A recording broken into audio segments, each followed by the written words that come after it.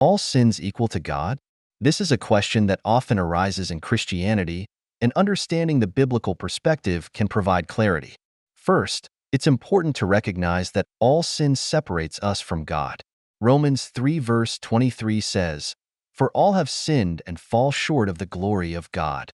Any sin, whether seemingly small or large, disrupts our relationship with God and requires His forgiveness.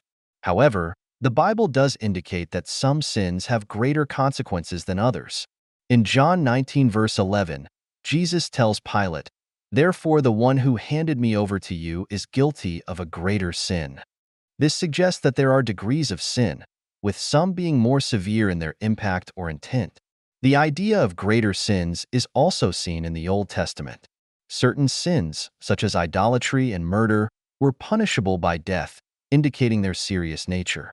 Proverbs 6 verses 16 to 19 lists 7 things that are detestable to God, highlighting that some actions are particularly grievous to Him.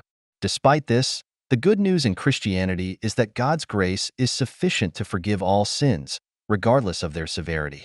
1 John 1 verse 9 assures us, "If we confess our sins, He is faithful and just and will forgive us our sins and purify us from all unrighteousness."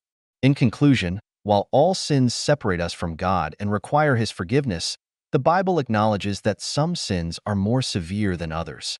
Nonetheless, God's grace and forgiveness are available to everyone, covering all sins through faith in Jesus Christ.